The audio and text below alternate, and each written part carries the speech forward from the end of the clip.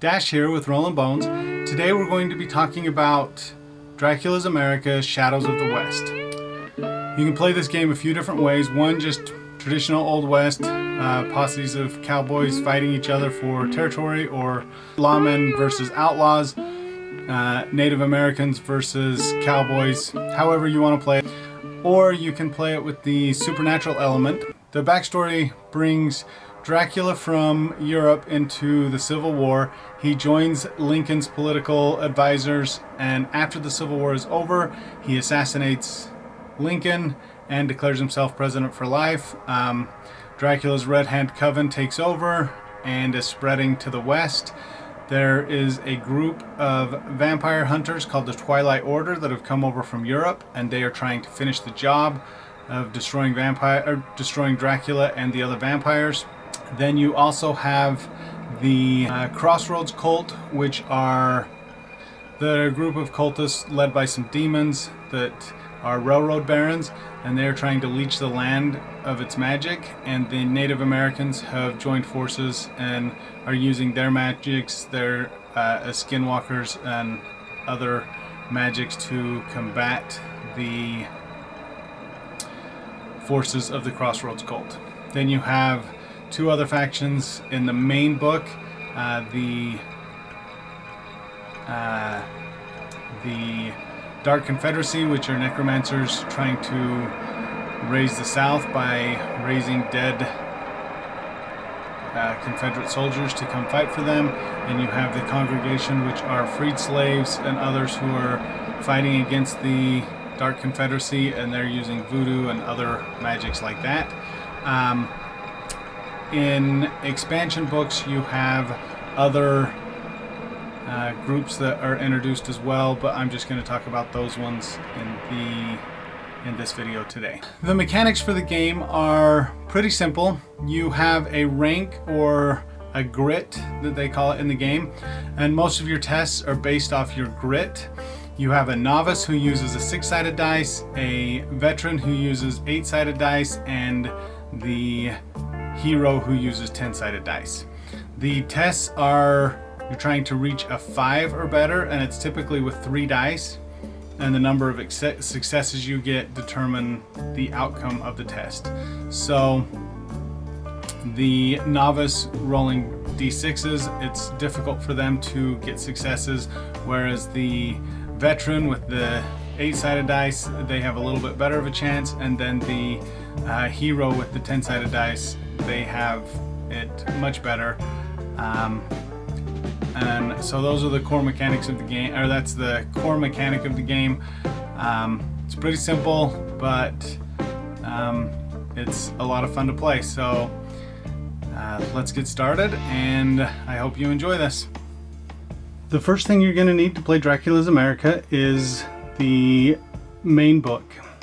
It has all the rules to make the main posses and to play the game either as the Old West or to add the supernatural stuff in with Dracula and things like that.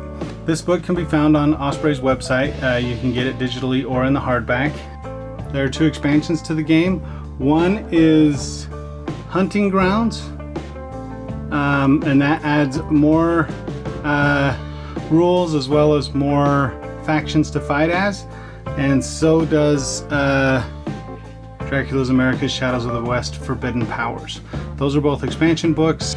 I'm not going to go over much in the expansions in this video. Dracula's America uses 6-sided dice, 8-sided dice, and 10-sided dice.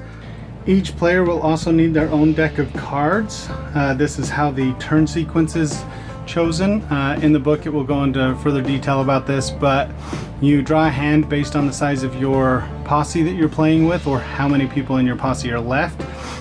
Each round you do this, and then you play cards faced. Every player, each phase of that round, plays a card face down.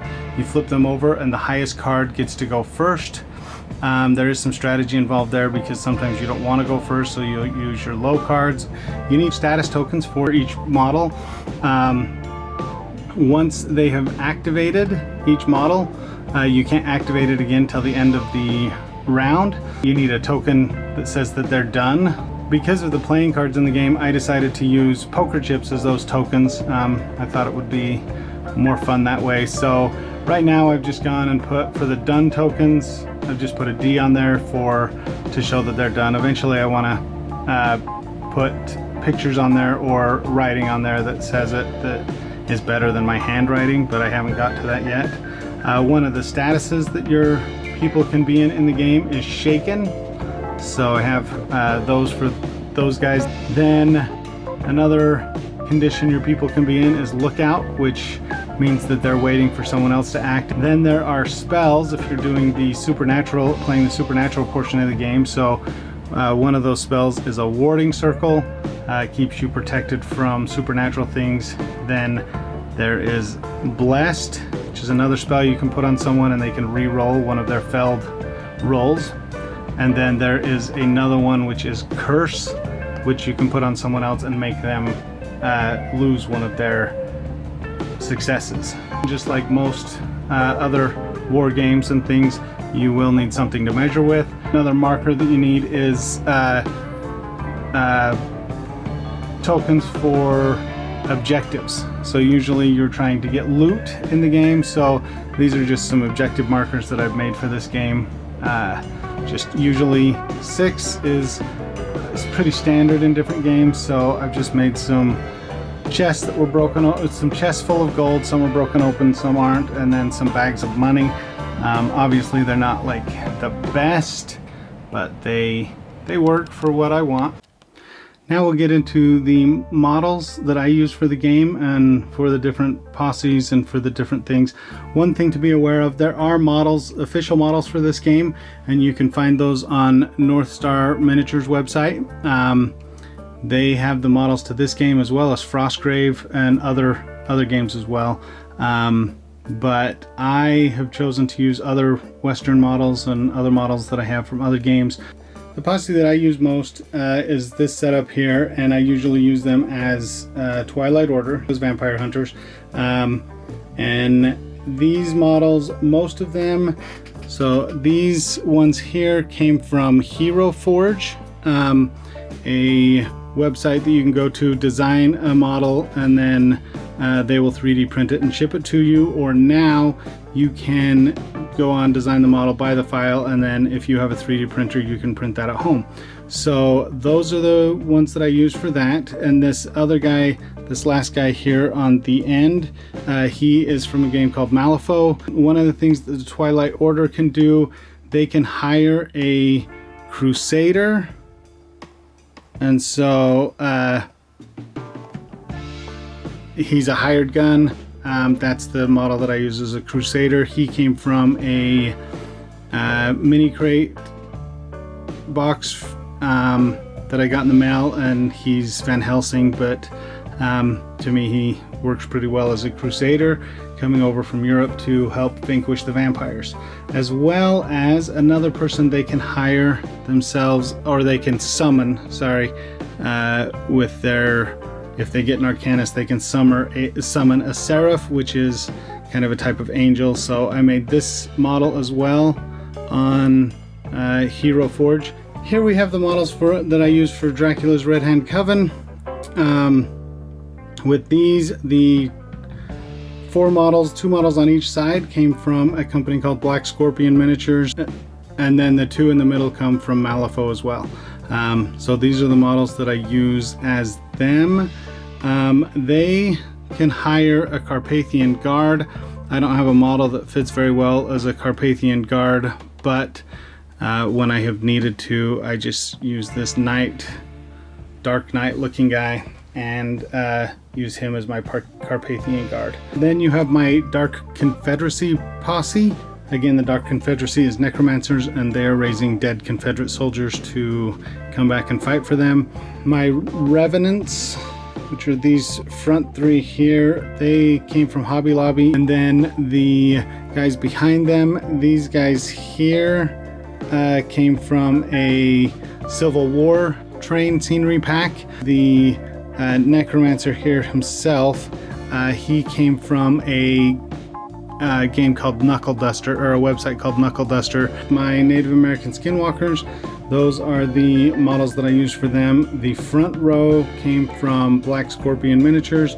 The ones in the back came from another Hobby Lobby train scenery pack. The Skinwalkers have an ability where 2 of their guys can turn into either a wolf or a bear. So I have just some models that I use for those. The wolf is just a toy from G.I. Joe, and the bear is the one that came out of the animal pack at like from the toy section. The Crossroads Colt, one of them becomes a spellcaster, and the Magister, and then one of them becomes a demon. So either one of those red ones in the front I use for the spellcaster, and then the demon is the big thing with the wings. Those others are the members of the posse. All of these came from Malifaux except for the demon, which I have no idea where I got. I've had it kicking around for a long time. And then they can summon hellhounds, and so I use these as my hellhounds, and they are just some models that came from a Dungeons and Dragons pack. Also in the game you have innocent bystanders, so these are the models that I use for them. Most of these came either from Malifaux, Knuckle Duster, or Black Scorpion. Some of the supernatural things you can run into the game are zombies. Those are my zombies there in the middle. Then you have Lost Souls, which are over here on the right. The zombies came from Malifaux and Zombicide, and then the Lost Souls over here came from Black Scorpion Miniatures. Then the Vengeful Spirit, this one's Black Scorpion Miniature, and this one is from Malifaux as well. Other things that that are in the game that you'll want models for, and I don't have models for everything, just going through the models that I do have. The Undead Drifter you can hire for your warband. That's one from Malifaux. This is a Rogue Arcanist you can hire for your crew as well, for your posse as well. He is a spellcaster and things like that. Then you have some entities over here, and you can summon those with your Arcanists. Pell Rider, who can show up for different things. Then an Ancient Vampire, who can show up for different things, as well as a Vampire Fledgling. So those are some more supernatural things that show up in the game. A few other things in the game are Chupacabra. So I just took a animal pack from the toy store, took the bunny out and put some antlers on it. Then a Sasquatch, which I don't know where that came from. And then horses. You can acquire horses in the game or just use them as stuff in the game, maybe innocent bystanders, things like that. But you can buy horses and interact with them. So I picked up the 2 with saddles, came from a D&D set, and the others are just toy horses from the toy store. As far as terrain goes, I do a combination of stuff here. I have some stuff from Knuckle Duster here, which are just some kits that you glue together and paint. And then the other 2 there are buildings that I built out of foam. If you have any questions about that, or there's anything you want to know, let me know. Also, if you have any questions about this game, let me know. I hope you enjoyed this video about Dracula's America and the models that we use. Eventually we will do a series on Dracula's America where we play through some games, go more in depth in how to play, as well as probably show how a campaign works. So if this is something that interests you, let us know. And you can find the books at Osprey Publishing if you go to their website, and the official models, which I don't have, you can get from North Star. So hope you enjoyed this, and thanks for watching, and we'll see you next time.